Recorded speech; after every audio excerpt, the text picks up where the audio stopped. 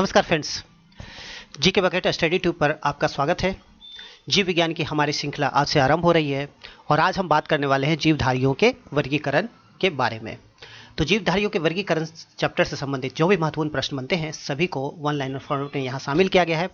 और जो भी नए हैं उनके लिए बता दूं कि भारतीय इतिहास, भारत के भूगोल, भारतीय राजनीति विज्ञान एवं संविधान और पर्यावरण से संबंधित वीडियो पूर्व में अपलोड किए जा चुके हैं और उनकी ई बुक भी लॉन्च हो चुकी है। तो वन लाइनर फॉर्मेट में सारी ई बुक है और एग्जाम में रिवीजन के लिए बहुत ही इंपॉर्टेंट है। आप चाहे तो डिस्क्रिप्शन बॉक्स में लिंक दिया रहेगा, वहां से जाके परचेज कर सकते हैं। तो चलिए स्टार्ट करते हैं। आज का हमारा हमेशा की तरह वन लाइनर फॉर्मेट में ही रहेगा वीडियो। तो स्टार्ट करते हैं जीवधारियों का वर्गीकरण और पहला प्रश्न लेते हैं।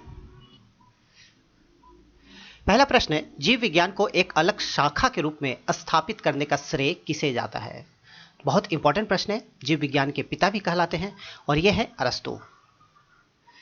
नेक्स्ट क्वेश्चन, 1801 ईस्वी में सबसे पहले बायोलॉजी यानी कि बायोलॉजी शब्द का प्रयोग किन के द्वारा किया गया? तो बायोलॉजी शब्द का प्रयोग सबसे पहले करने वाले हैं लेमार्क और ट्रेविरेनस। तो लेमार्क फ्रांस के थे और ट्रेविरेनस जर्मनी के थे। नेक्स्ट है, जीवधारियों के वर्गीकरण को वैज्ञानिक आधार किसके द्वारा दिया गया? शब्दों को आपको समझना है। वैज्ञानिक आधार, तो वैज्ञानिक आधार देने वाले वैज्ञानिक थे जॉन रे। और वर्गीकरण के आधुनिक आधार की बात करें तो ये थे लिनियस कैरोल, जो आगे हम बात करेंगे उनके बारे में। आगे चलते हैं। जीवधारियों के आधुनिक वर्गीकरण में सबसे प्रमुख योगदान किसका माना जाता है? तो जीवधारियों के आधुनिक वर्गीकरण में सबसे प्रमुख योगदान जो माना जाता है वह है स्वीडिश वैज्ञानिक कैरोलस लिनियस। नेक्स्ट क्वेश्चन है, जंतु विज्ञान का जनक किसे माना जाता है? तो जैसा कि हम जानते हैं कि जो जीव विज्ञान है उसे दो भागों में बांटा गया है, जंतु विज्ञान और एक वनस्पति विज्ञान, जिसे कि इंग्लिश में हम कह सकते हैं बायोलॉजी और दूसरा जूलॉजी। तो जंतु विज्ञान का जनक किसे माना जाता है? बहुत इंपॉर्टेंट है, अरस्तु। अरस्तु है जंतु विज्ञान के जनक। इसके अलावा जीव विज्ञान के भी जनक आपको अरस्तु ही याद रखना है। नेक्स्ट बात करते हैं। अरस्तु एक बहुत महत्वपूर्ण पुस्तक है, हिस्टोरिया एनिमेलियम, और इन्होंने इस बुक में लगभग 500 जंतुओं का वर्णन किया था और इसी कारण से इन्हें जंतु विज्ञान का जनक माना जाता है। नेक्स्ट बात करते हैं वनस्पति विज्ञान का जनक, फादर ऑफ बॉटनी। तो फादर ऑफ बॉटनी माना जाता है थियोफ्रेस्टस को। थियोफ्रेस्टस को फादर ऑफ बॉटनी क्यों माना जाता है? क्योंकि इनकी भी एक पुस्तक थी हिस्टोरिया प्लांटेरम और इन्होंने भी इस पुस्तक में 500 किस्म के पौधों का वर्णन किया था, तो इसी कारण से इन्हें फादर ऑफ बॉटनी माना जाता है।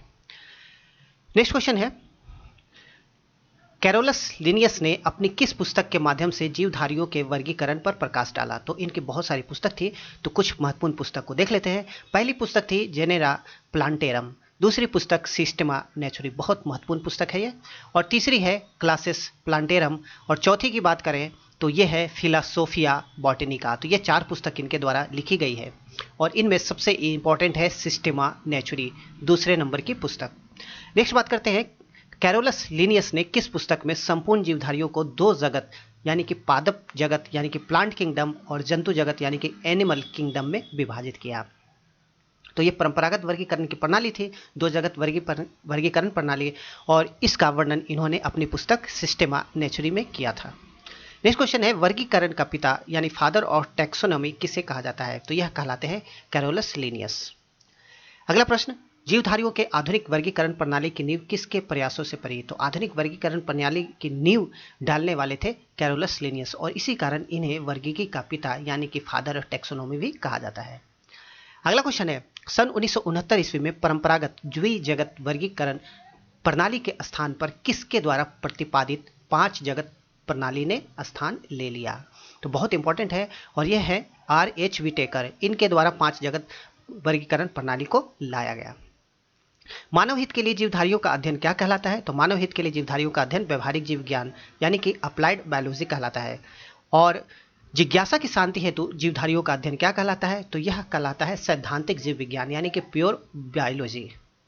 नेक्स्ट बात करते हैं, R.H. विटेकर के अनुसार समस्त जीवों को कितने जगत में वर्गीकृत किया गया? तो वर्गीकृत करने की जो R.H. विटेकर द्वारा प्रयास किया गया वह 5 जगत में वर्गीकृत इनके द्वारा किया गया। तो पहले की अगर बात करें तो मोनेरा, दूसरा प्रोटिस्टा, तीसरा पादप, चौथा कवक और 5वां एनिमेलिया। तो ये 5 जगत में इन्होंने वर्गीकरण किया उस समय के सभी जीवों को। नेक्स्ट क्वेश्चन है, आर.एच. व्हिटेकर द्वारा सुझाए गए जीवों के 5 जगत वर्गीकरण में किन अकोशिकीय जीवों को शामिल नहीं किया गया था? तो वे कौन से अकोशिकीय जीव थे जिन्हें शामिल नहीं किया गया था? तो ये थे वायरस, वायराइड और लाइकेन। तो इन्हें आपको ध्यान में रखना है, ऑप्शन में इस तरह के प्रश्न पूछे जा सकते हैं। आगे बात करते हैं, वायराइड सामान्यतः किसे संक्रमित करता है? तो वायराइड सामान्यतः पादप यानी कि जो पौधे होते हैं उसे संक्रमित करता है। नेक्स्ट क्वेश्चन, वह जीव जो शैवाल तथा कवक के सहजीवी सहवास होते हैं। तो शैवाल और कवक के द्वारा यह जीव का निर्माण होता है और यह जीव है लाइकेन। तो बहुत इंपॉर्टेंट है, लाइकेन आपको ध्यान में रखना है। अब बात करते हैं आर.एच. व्हिटेकर महोदय द्वारा दिए गए 5 जगत वर्गीकरण के बारे में। जो जीव हैं 5, उनके बारे में कुछ महत्वपूर्ण तथ्य है। तो सबसे पहले मोनेरा की बात करते हैं। तो मोनेरा जगत में देखा जाए तो मोनेरा जगत की जो कोशिका होती है जीव की, वह प्रोकैरियोटिक कोशिका होती है। तो प्रोकैरियोटिक कोशिका ऐसे कोशिका को कहते हैं कि जो देखा जाए तो उनमें बहुत सारे जो कोशिकांग होते हैं वे विकसित नहीं होते हैं, या तो होते भी हैं तो बहुत ही अल्प विकसित अवस्था में, या तो नहीं ही होते हैं। तो प्रोकैरियोटिक कोशिका उन्हें कहते हैं। यूकैरियोटिक कोशिका को देखा जाए तो यूकैरियोटिक कोशिका जो होती है अपेक्षाकृत विकसित कोशिका होती है और उनमें सभी कोशिकांग उपस्थित होते हैं। तो यह बहुत ही महत्वपूर्ण अंतर है। तो इसको हम कोशिका वाले चैप्टर में भी देखेंगे। तो अभी हम फिलहाल एक नज़र डाल लेते हैं मोनेरा में। तो केंद्रक झिल्ली जो होती है इनमें अनुपस्थित होती है मोनेरा में। प्रजनन संयुग्मन विधि द्वारा होता है और पोषण जो देखा जाए तो इसमें स्वपोषी और परपोषी दोनों होते हैं। और प्रमुख जीव इसमें साइनोबैक्टीरिया, नीलहरी शैवाल और तंतुमय जीवाणु है, जिसमें आपको नीलहरी शैवाल और साइनोबैक्टीरिया आपको याद रखना है। तो इन दोनों के बारे में एग्जाम में डायरेक्ट पूछा जाता है कि मोनेरा जगत में किसे रखा जाता है। तो साइनोबैक्टीरिया और नीलहरी शैवाल को आपको याद रखना है। इसके बाद दूसरा बात करें प्रोटिस्टा के बारे में। तो इसमें जो कोशिका होती है यूकैरियोटिक कोशिका होती है और केंद्रक झिल्ली इसमें उपस्थित होता है। तो इसके बाद जितने भी आप जगत देखेंगे उसमें केंद्रक झिल्ली उपस्थित होता है। केवल एकमात्र मोनेरा ही है जिसमें केंद्रक झिल्ली अनुपस्थित होता है। तो इनकी कारण क्या है? कारण यह है कि इनका जो कोशिका है प्रोकैरियोटिक है, और जैसा कि हम जानते हैं कि प्रोकैरियोटिक कोशिका होती है वह एक विकसित कोशिका नहीं कहलाती है। तो इस कारण से यहाँ पर केंद्रक झिल्ली अनुपस्थित है, यह ध्यान में रखना है आपको। इसके बाद बात करें तो प्रजनन और पोषण को आप देख सकते हैं। तो पोषण यहाँ पर स्वपोषी और परपोषी दोनों विधि से यहाँ भी होता है। और प्रमुख जीव यहाँ पर अगर बात करें तो आपको प्रोटोजोआ को याद करना है। प्रोटोजोआ और डाइटम इन दोनों को याद रखना है। डायरेक्ट पूछा जाता है क्वेश्चन, यह किस जगत में आता है। आगे बात करते हैं कवक के बारे में। तो कवक को देखा जाए तो इसकी जो कोशिका होती है यूकैरियोटिक है, और जैसा कि हम देख रहे हैं कि जितने भी यूकैरियोटिक कोशिका वाले जीव हैं उनमें जो कोशिका झिल्ली होती है वह उपस्थित होती है। तो आपको ध्यान में रखना है, चाहे पादप की बात करें, चाहे एनिमेलिया की, चाहे कवक की, तो इनमें जो कोशिका झिल्ली होती है वह उपस्थित होती है। प्रजनन देखा जाए तो प्रजनन इनमें सभी में निषेचन विधि द्वारा होता है, चाहे कवक की बात करें, पादप या एनिमेलिया की। और पोषण की बात करें अगर कवक में, तो कवक में परपोषी होता है, और इनमें जो पोषण की विधि होती है वह विधि अवशोषण विधि होती है। तो आगे हम देखेंगे पोषण की विधि अवशोषण विधि क्या होती है। और यह परपोषी होता ही है और यह मृत्युपजीवी जीव से पोषण प्राप्त करता है, मृत्युपजीवी जीव होता है। आगे बात करते हैं यूकैरियोटिक के बारे में, पादप के बारे में। तो इनमें यूकैरियोटिक कोशिका होती है, और सबसे इंपॉर्टेंट आपको याद रखना है पादप के बारे में कि इसमें क्लोरोफिल होता है। और क्लोरोफिल होने के कारण ही पौधे में यह गुण पाया जाता है कि वह सूर्य के प्रकाश में अपना भोजन स्वयं बना लेते हैं, और इसी कारण इन्हें स्वपोषी कहा जाता है। तो पौधे और शैवाल आपको याद रखना है। एनिमेलिया में सभी जीव जंतु आते हैं, जैसे कि पक्षी की बात करें, सरीसृप की बात करें, मानव की बात करें, जलीय जंतु, स्तनधारी जीव जो भी हैं सभी एनिमेलिया में आते हैं, और यह परपोषी होते हैं। तो यह आपको ध्यान में रखना है, चार्ट पर एक नज़र डाल लेना है, एग्जाम में क्वेश्चन इससे बनते हैं। आगे बात करते हैं अगले प्रश्न की ओर। सभी प्रोकैरियोटिक जीव यानी कि जीवाणु, साइनोबैक्टीरिया और आर्कीबैक्टीरिया, तंतुमय जीवाणु को किस जगत में रखा गया है? तो जितने भी प्रोकैरियोटिक जीव हैं, प्रोकैरियोटिक कोशिका वाले जो जीव हैं वह एक ही वर्ग में आएंगे, और वह वर्ग है मोनेरा। तो मोनेरा में हम जैसा देखा ही था कि यही एक जगत है जिसमें कि जो कोशिका है वह प्रोकैरियोटिक है। बाकी सभी में देखा जाए तो यूकैरियोटिक कोशिका यानी कि विकसित कोशिका, विकसित कोशिकाओं के साथ पाई जाती है। आगे बात करते हैं 5 जगत वर्गीकरण के अनुसार कौन सर्वव्यापी है? तो 5 जगत वर्गीकरण में कौन सा जगत है जो सभी जगह पाया जाता है, जहां भी जीवन की थोड़ी भी संभावना हो वहां पाया जाता है? तो आपको ध्यान रखना है यह मोनेरा वर्ग है और यह लगभग सभी स्थानों पर पाया जाता है जहां जीवन की थोड़ी भी संभावना हो। तो मोनेरा में हम देख सकते हैं कि जीवाणु ऐसा है कि थोड़ा भी जीवन की संभावना हो तो वो वहां पे पनप जाते हैं। और साइनोबैक्टीरिया हम जानते ही हैं कि बहुत ही प्राचीन जीव है, तो यह आपको याद रखना है। आगे बात करते हैं 5 जगत वर्गीकरण में मुख्य रूप से एक कोशिकीय यूकेरियोटिक को किस जगत पे रखा गया है। तो अब अभी भी एक कोशिकीय की बात हो रही है, लेकिन यहाँ पर जो कोशिका है वह यूकेरियोटिक हो जाती है। तो हम देखते हैं कि मोनेरा के बाद यहाँ पर प्रोटिस्टा अस्तित्व में आता है। तो कोशिका तो अभी एक कोशिकीय ही है, लेकिन कोशिका थोड़ी विकसित हो जाती है और यह हो जाती है यूकेरियोटिक। तो प्रोटिस्टा को आपको याद रखना है। आगे बात करते हैं पादप एवं जंतु के बीच की कड़ी युगलिना किस जगत में रखा जाता है। बहुत इंपॉर्टेंट प्रश्न है, युगलिना के बारे में आपको ध्यान में रखना है। तो युगलिना को रखा जाता है प्रोटिस्टा जगत में, किंगडम में। नेक्स्ट क्वेश्चन, युगलिना की दोहरी जीवन पद्धति को क्या कहा जाता है। युगलिना दोहरी जीवन पद्धति है क्योंकि पादप और जंतु के बीच की कड़ी है और दोनों तरह के व्यवहार दिखाता है। कभी यह जंतु की तरह व्यवहार दिखाता है, कभी यह पादप की तरह व्यवहार दिखाता है। तो यह मिश्र पोषित यानी कि मिक्सोट्रॉफिक इसे कहा जाता है। युगलिना को पादप एवं जंतु के बीच की कड़ी क्यों माना जाता है, यह प्रश्न बहुत इंपॉर्टेंट है। वह इसलिए माना जाता है क्योंकि यह 2 प्रकार की जीवन पद्धति को प्रदर्शित करता है। सूर्य के प्रकाश में यह स्वपोषित होता है, यानी कि सूर्य का प्रकाश जब मिलता है तो यह पौधे की भांति व्यवहार करता है, स्वपोषित होता है। और जब सूर्य प्रकाश नहीं मिलता है तो यह जीव की भांति, जंतु की भांति व्यवहार करता है और परपोषित होता है, इतर पोषित होता है, यानी दूसरे से पोषण प्राप्त करता है जब सूर्य का प्रकाश इसे नहीं मिलता है। तो इस प्रकार यह पादप का गुण भी प्रदर्शित करता है और जंतु का गुण भी, तो इसीलिए इसे दोनों के बीच की कड़ी माना जाता है। नेक्स्ट है 5 जगत वर्गीकरण में किन में अत्यधिक विविधता पाई जाती है। तो सबसे ज्यादा विविधता प्रोटिस्टा में ही पाई जाती है। तो यह जो किंगडम है बहुत ही विविधता इसमें पाई जाती है। आगे बात करते हैं सभी रंगीन बहुकोशिकीय प्रकाश संश्लेषी उत्पादक जीव जैसे कि शैवाल, मांस, पुष्पीय तथा अपुष्पीय बीजीय पौधे किस जगत के अंग हैं। तो नाम से ही स्पष्ट हो रहा है यह पादप यानी कि प्लांटी जगत के अंग है। आगे बात करते हैं, चलते हैं अगले प्रश्न की ओर। यूकेरियोटिक तथा परपोषित जीवधारी जिनमें अवशोषण द्वारा पोषण होता है किस जगत में शामिल किए गए हैं। तो यह है कवक यानी कि फंगी। आगे बात करते हैं कवक शैवाल या साइनोबैक्टीरिया के साथ सहजीवी संबंध बनाकर क्या निर्माण करता है। कि जैसा कि हमने देखा ही है यह लाइकेन का निर्माण करता है और ये बहुत इंपॉर्टेंट प्रश्न है।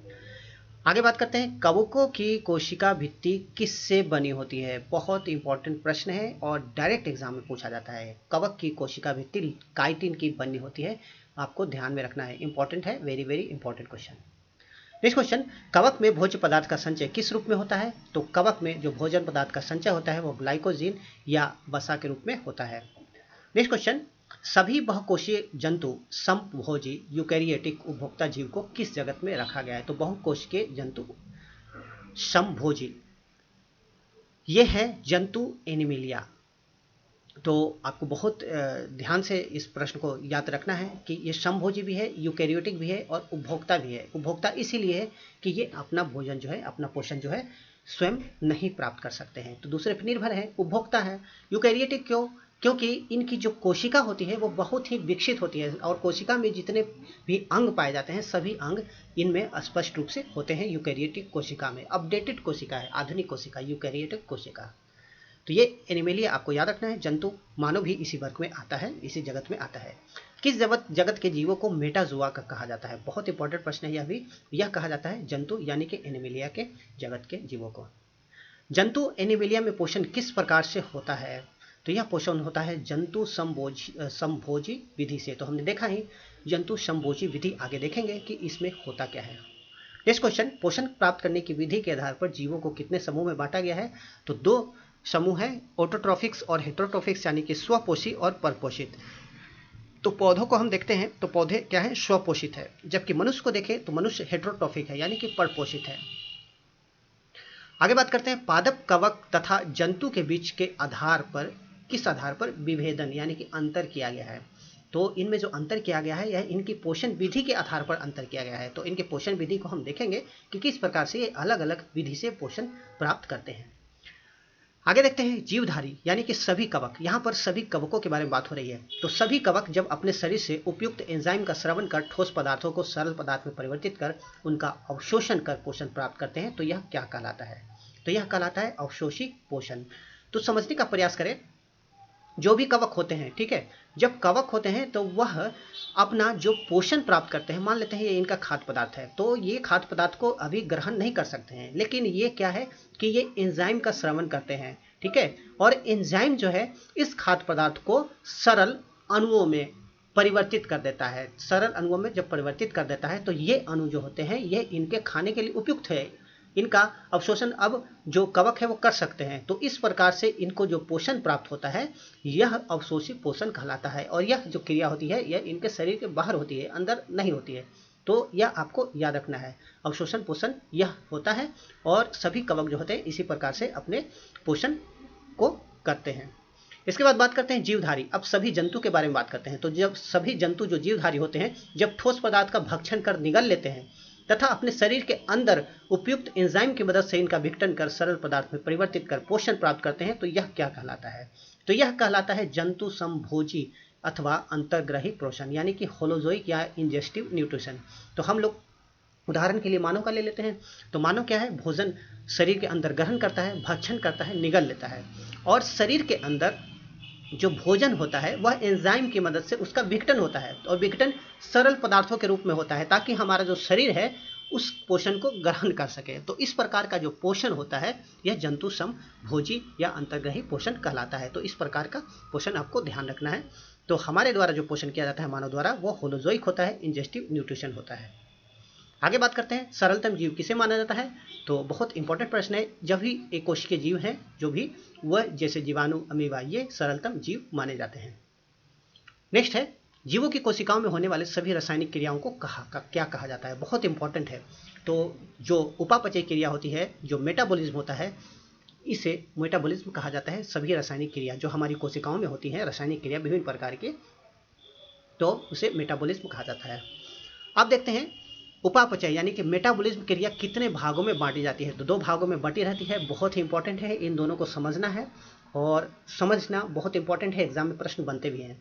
तो सबसे पहले पढ़ते हैं उपचय के बारे में, यानी कि एनाबॉलिज्म। तो एनाबॉलिज्म क्रिया क्या है? इस क्रिया में जीव द्रव का निर्माण होता है, इसलिए यह क्रिया रचनात्मक यानी कि कंस्ट्रक्टिव क्रिया कहलाती है, और इसके माध्यम से शरीर में वृद्धि तथा विकास होता है। तो जो भी जीव हैं उनमें सबसे एक महत्वपूर्ण गुण पाया जाता है उनकी वृद्धि होना, उनका विकास होना। तो वृद्धि और विकास के लिए उनके शरीर में जो रासायनिक क्रिया होती है वह एनाबॉलिज्म कहलाती है, उपचय कहलाती है, और इसी से जीव द्रव का निर्माण होता है, और यह रचनात्मक क्रिया कहलाती है। दूसरी बात कर लेते हैं अपचय यानी कि कैटाबॉलिज्म। तो कैटाबॉलिज्म क्रिया क्या होती है? इसमें जैव पदार्थों का नाश होता है, और इस कारण इसे नाशात्मक यानी कि डिस्ट्रक्टिव क्रिया भी कहा जाता है। तो अपचय के फलस्वरूप हम देखते हैं कि हमें गतिज ऊर्जा प्राप्त होती है। तो जीवों को अपनी विभिन्न क्रियाओं के लिए उन्हें ऊर्जा चाहिए, तो जो गतिज ऊर्जा होती है वह इसी प्रकार से कैटाबॉलिज्म के माध्यम से प्राप्त होती है। तो ये दोनों आपको याद रखना है मेटाबॉलिज्म के बारे में। आगे बात करते हैं जीवों के नामकरण की द्विनाम पद्धति को प्रचलित किया। तो किसने किया? कैरोलस लिनियस ने। नेक्स्ट, कैरोलस लिनियस द्वारा प्रचलित पद्धति के अनुसार प्रत्येक जीवधारी का नाम किस भाषा के शब्दों के से मिलकर बना है। तो यह है लैटिन भाषा। बहुत इंपॉर्टेंट है, आपको ध्यान में रखना है लैटिन भाषा। चलते हैं नेक्स्ट क्वेश्चन की ओर। किसी जीव के वर्गीकरण में मूल इकाई क्या होती है? बहुत इंपॉर्टेंट प्रश्न है। वर्गीकरण जो किया जाता है तो उसमें मूल इकाई क्या होती है? तो यह है जाति। तो आपको ध्यान रखना है जाति वर्गीकरण में मूल इकाई होती है, और सबसे बड़ी जो इकाई होती है वह जगत यानी कि किंगडम होता है। तो आपको यह चाहे तो यह सीरीज याद रखते हैं, जाति, वंश, कुल, गण, वर्ग, उपसंघ, संघ और जगत। तो यह चाहे तो आप याद रख सकते हैं, लेकिन आपको यहाँ याद रखना है कि वर्गीकरण की जो मूल इकाई होती है वह स्पीसीज होती है, जाति होती है। नेक्स्ट है जीवों के नामकरण की द्विनाम पद्धति में पहला शब्द किसे सूचित करता है? तो 2 वर्गीकरण की जो पद्धति है उसमें 2 शब्दों का यूज होता है। पहला शब्द जो होता है वो वंश नाम को सूचित करता है, और दूसरा शब्द जाति नाम को सूचित करता है। तो जीवों के नामकरण की द्विनाम पद्धति में वंश तथा जाति नाम किस प्रकार से लिखे जाने चाहिए? तो इसका भी एक अंतर्राष्ट्रीय स्तर पर नियम है कि वर्गीकरण की जो पद्धति है उसमें जो जीव के नाम है किस प्रकार लिखे जाने चाहिए। तो जो जीव के नाम है वह इटैलिक्स लिखे जाने चाहिए, यानी कि तिरछे। तो जैसा कि आप देख सकते हैं ये तिरछे रूप में लिखे हुए हैं। और जो लास्ट वाला जो वैज्ञानिक जिन्होंने इनका खोज किया, लिन, ये मानव का नाम है होमो सेपियंस लिन, तो ये नाम सीधा रहता है। तो ये आपको याद रखना है कि इटैलिक्स यानी कि तिरछे रूप में लिखे जाते हैं। आगे बात करते हैं इसमें एक बात यह भी ध्यान रखना है कि वंश का नाम का जो पहला अक्षर है वह बड़ा होता है। तो यह आप देखते हैं वंश का जो नाम का पहला अक्षर जो एच है वह बड़ा होता है और जाति के जो सभी अक्षर है वह छोटे होने चाहिए। तो यह भी आपको ध्यान में रखना है। तो यह एक स्टैंडर्ड मानक है जो जीव के जो वैज्ञानिक नाम है उनको लिखने की। तो यह भी आप ध्यान में रख सकते हैं। आगे बात करते हैं जीवों के नामकरण की वैज्ञानिक पद्धति में न्यूनतम तथा अधिकतम कितने अक्षर होने चाहिए। तो ये देखा जाए तो कम से कम 3 तथा अधिक से अधिक 12। तो बहुत ही इंपॉर्टेंट है, यह भी आपको ध्यान में रखना है।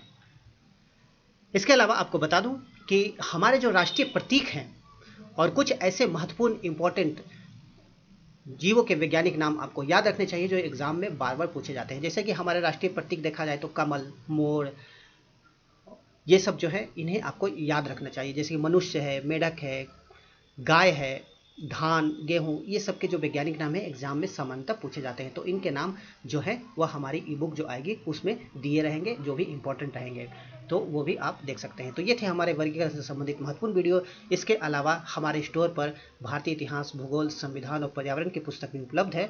आप चाहें तो परचेज कर सकते हैं और एग्जाम के पहले अगर आप रिविजन करते हैं तो बहुत ही यह हेल्पफुल रहेगा। तो नेक्स्ट वीडियो के साथ बहुत जल्द आएंगे। Thank you very much.